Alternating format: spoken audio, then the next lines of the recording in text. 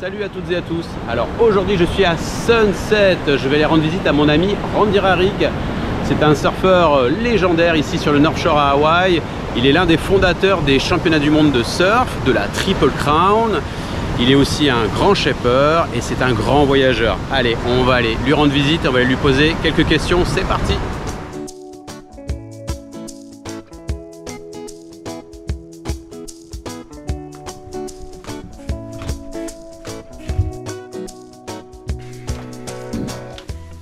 So, here we are in my shaping room.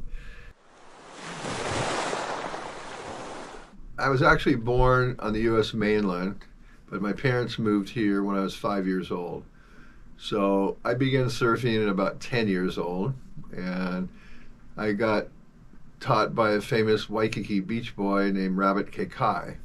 Rabbit pushed me in on my first wave, and I remember I rode about 20, 30 meters, and then the wave faded out, and I turned around and I looked back, and I went, wow, that was amazing. There was no propeller, there was no motor, and I just moved through the water like naturally. And I thought, this is going to be really fun to learn how to surf. So I began to learn from about 10 to 12, and I got just really dedicated because my parents had moved from, we lived up in the mountains near Honolulu, and we moved down to the water. And there was a surf break right in front of my house, and we went, wow. So every day I would go surfing after school.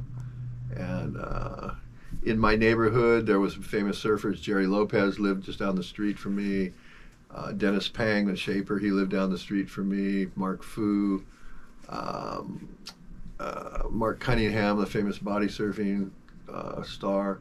So our neighborhood was very surf oriented.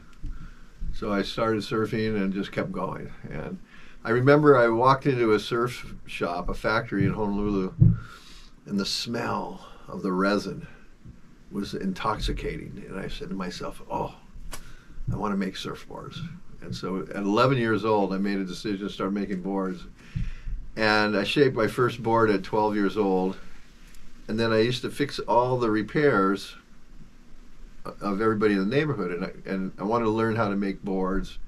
So I said, if you buy the materials, the resin and the fiberglass, I'll do the work for free. And so I would fix all the dings. And everybody used to get dings in the old days. You know, it was before leashes, so it was a good business. So I learned, and then I started working in a surf shop when I was 14 years old because I was really good at repairing. And that surf shop was the dealer for 8 major brands from California. So we had Dewey Weber, Bing, Gordon Smith, Yater, Hansen, Maury Pope, Harbor, and a couple others. And then it was also owned by the guy who owned the Hobie shop. So those are all the major brands from California. And here in Hawaii, we only had 2 brands. We had Inter Island Surf Shop and Surfboards Hawaii. Those are the only 2 factories here. And so I was able to fix boards for all these different brands.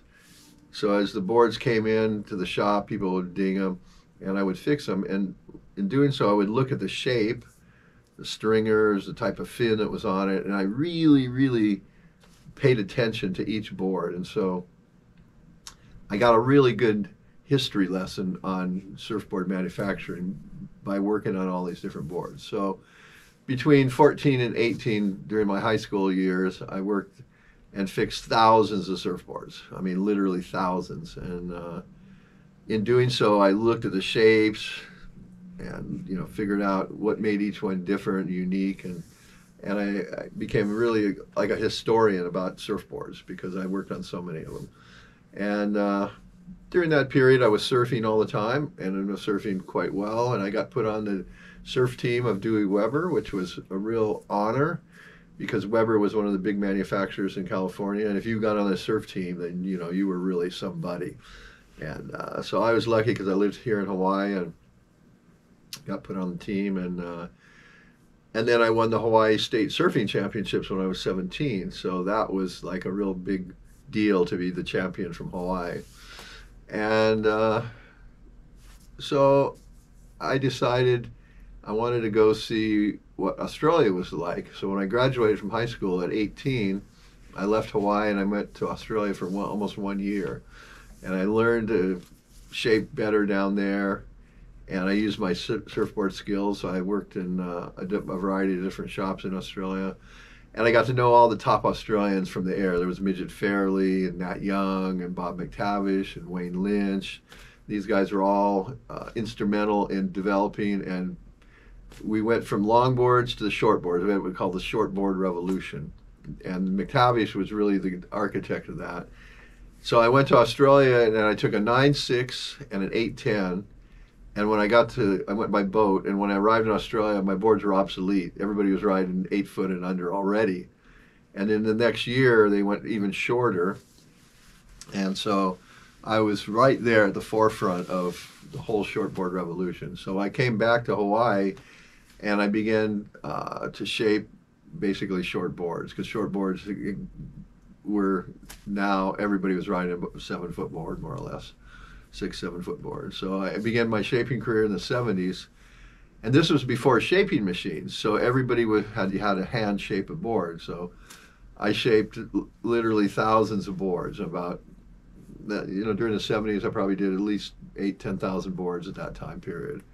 And so I was what was known as a production shaper, where I would go in and just one after another, and usually do 3 to 5 a day. Some days as many as 8, and I think the most I did in one day, I did 12 boards in one day. That was a long day.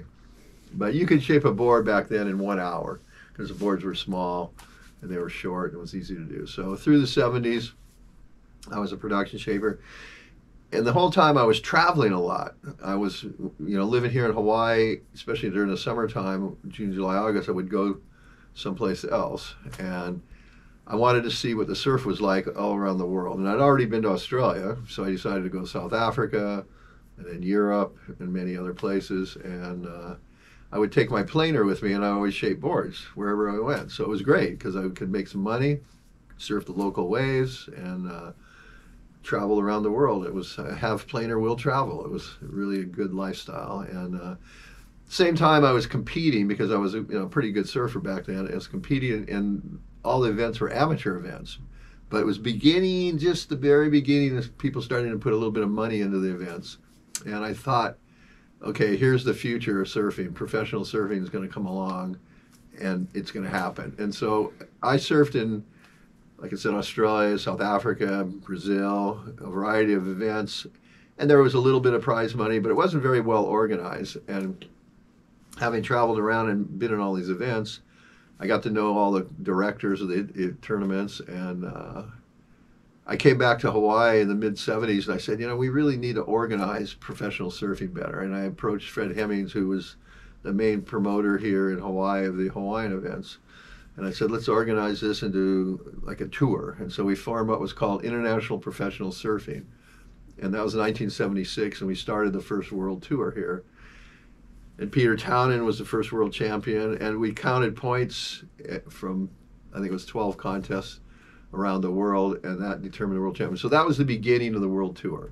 And so myself and Fred Hemmings were the founders, and so I became the tour director. My job was to go around the world to all these tournaments. So for the next 5 years, I went to each tournament that was part of the world tour, and that tour evolved into what was known as the ASP, Association of Surfing Professionals. Then that evolved again about 10 years ago to what is now called the World Surf League. So it went from the IPS to the ASP to the WSL, which it is now. So over the last 50 years, pro surfing has evolved from just a little 10, 12 contests that we started to the world tour that it is today. And so I'm proud that I was co-founder of the world tour. Surfed in a lot of events in the first couple of years myself, and then I realized, I was better as an organizer than a competitor, so I became organized.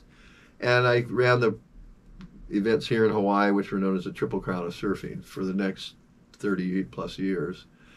And I retired from doing all that about 9 years ago now. So the last 9 years I've been just surfing here in Hawaii at Sunset, working on surfboards, which I love. This is a passion that pays well. So I don't have to do this because I'm retired, but it's a real fun thing to still work on boards and have the satisfaction of seeing somebody, joyfully look at the old board and go, oh, that looks so beautiful. And they put it on a wall or maybe go surfing, and it's very self-satisfying. So yeah, that's in a nutshell of my life, really, 50 years compressed into 10 minutes.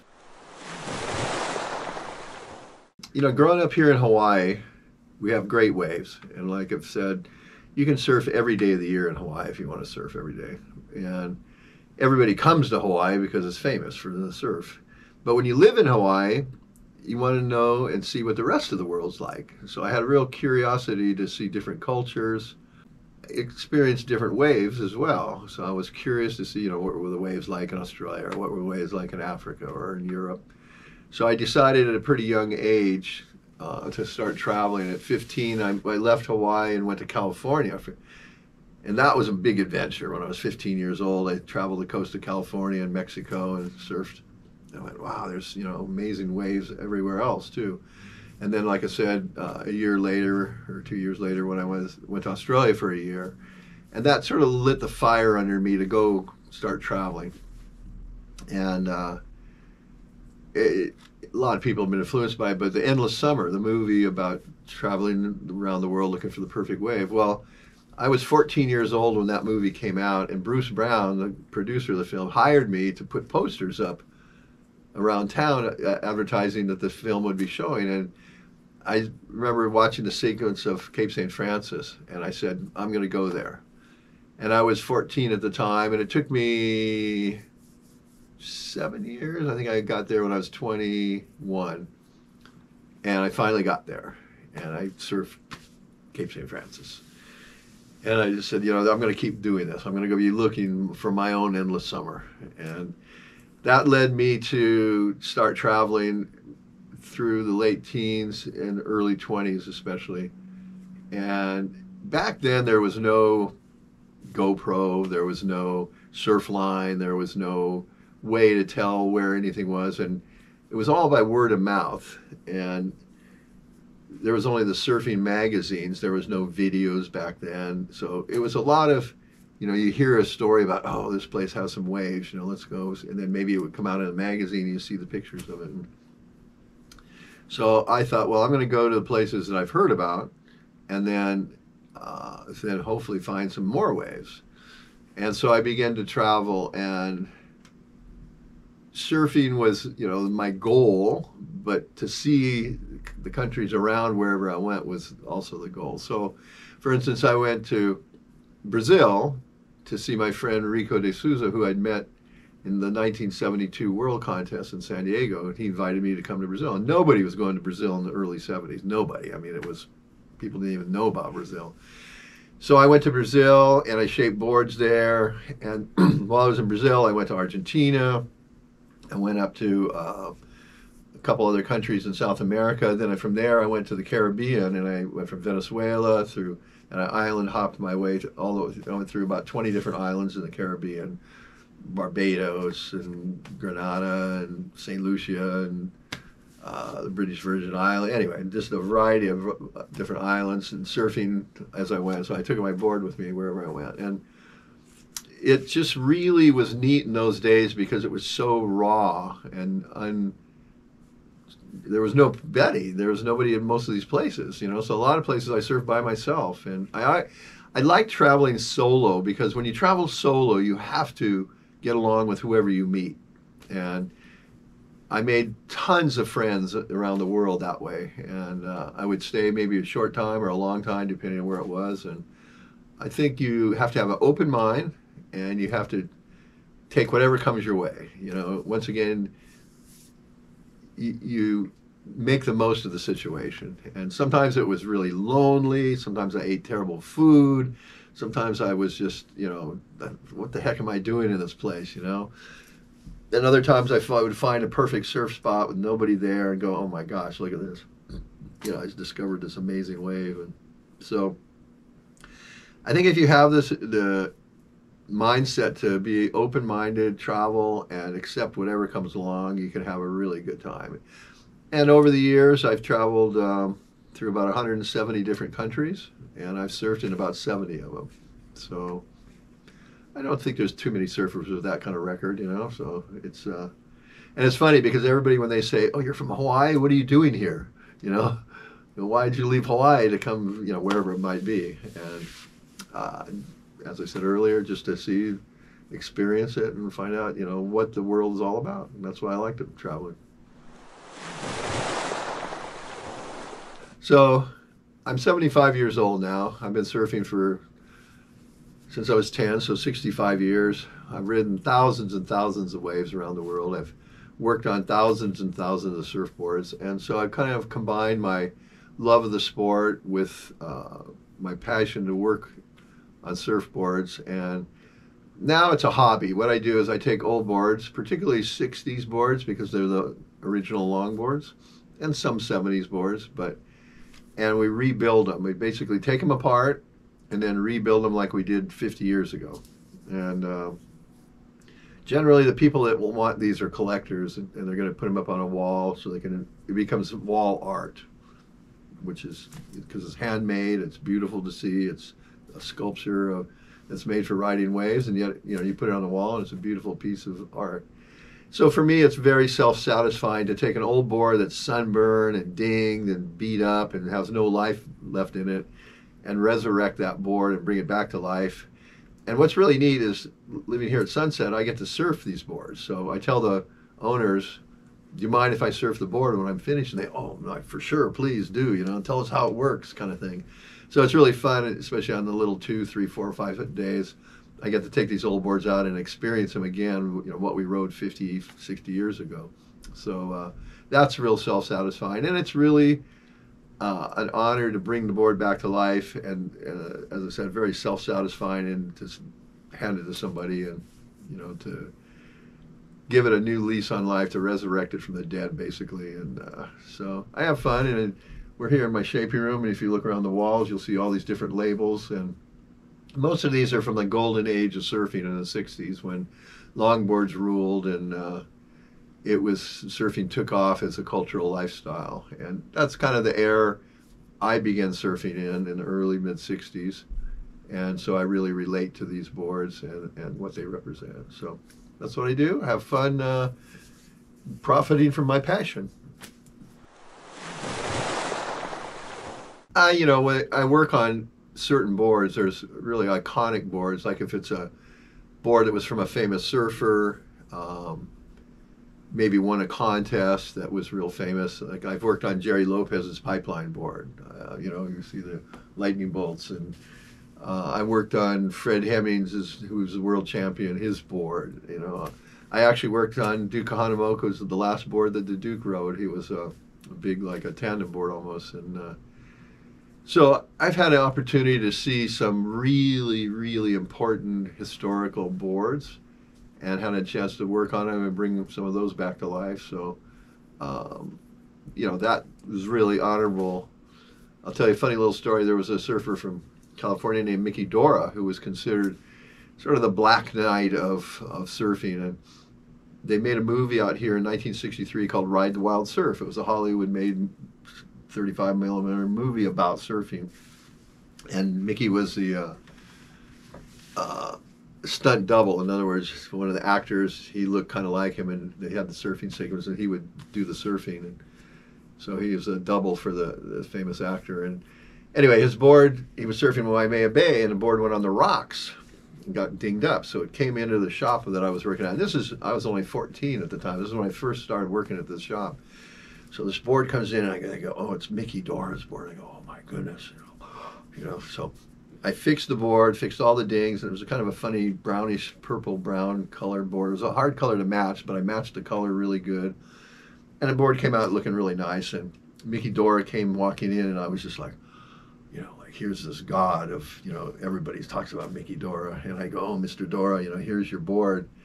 So he grabs the board and he goes, "Fuck you, kid," and walked out and didn't even thank me.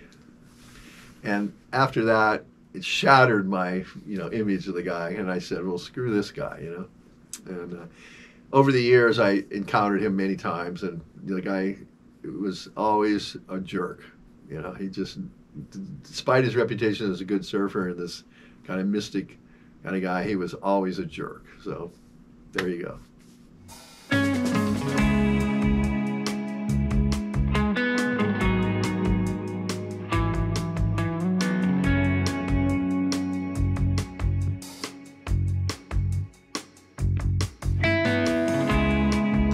Okay, so what I do is I take these old surfboards, mostly from the 60s, peel the fiberglass off, and then redo them. So these are the labels that are on the boards. And back in the 60s, when foam came along, before the 60s, boards were made of balsa wood, and before that, redwood. But in the late 50s, early 60s, they introduced polyurethane foam, and that changed everything. So all these big manufacturers sprung up, and some of them became very well known and very famous. So probably the most famous one is the Hobie.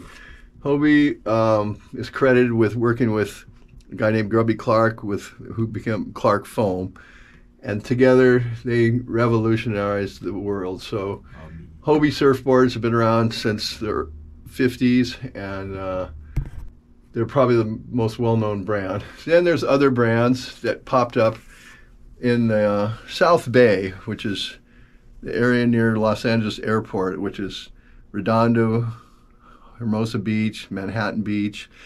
And that became a real hotbed of talent for surfboard manufacturers. So you had surfboards by Bing Copeland. So Bing surfboards were really popular. You had Jacobs surfboards. You can see this one behind here is the Jacobs surfboards. And probably the most famous was Dewey Weber. So these are all labels from Dewey Weber surfboards. So the South Bay was really known. And the other major manufacturer was Greg Knoll. Now, Greg Knoll had a brand called the Mickey Dora Cat model. And this is the most collectible surfboard. As you can see, I've done a lot of these. So I've worked on a lot of Greg Knolls, and they had a shop here in Hawaii. So between Hobie, Greg Knoll, those are the ones. And then the other shop we had was Surfline Hawaii, and they had Yaters, they had Harbors, Gordon and Smith, and a number of other brands. So you can see these various logos, and the legacy brands, as we call them, are the most famous, and those are the highly collectible ones. And the more obscure ones are usually regional labels, like you might find over here, like a Ramsey J, a Maui Surf Shop's not too well known. Maury Pope is not that big. Duke Kahanamoku, the famous father of Hawaiian surfing, they actually made boards under his name. And those are highly collectible if you come across a Duke Kahanamoku now. And then in the 70s, Lightning Bolts became the brand. So these are different Lightning Bolts. And you can see Jerry Lopez, Tom Parrish, different shapers put their name on them, and that's what people in the 70s wanted. So that's a whole other generation, different era. So here in the room, I've got I call my badge of courage of old boards that and this is just a small percentage. Like I said, I've done thousands and thousands of these. So there you go. So the father of modern day surfing is Duke Kahanamoku. He went as a swimmer and won a variety of medals in the Olympics. I think he competed in 3 different Olympics. When he was traveling as a swimmer, he would go surfing. He would take surfing. So he's credited as sort of introducing surfing around the world. I knew the Duke when I was young. They had a competition here on the North Shore called the Duke Kahanamoku Invitational, which was a very prestigious event. They only would invite 24 surfers, one-day event, and the best big wave riders of the time competed in that event. And so I was 16, and they were having a party to introduce all the contestants, and the Duke was there, and he saw me, and he says, "Hey, boy, come over here." I was like, "Oh my gosh, here's the Duke, he's a famous guy." And he says, "Sit down next to him." And I sat down next to him. And he gave me about 10 minutes of his time. And basically what he said, if you give to surfing, you will get back from surfing 10 times more.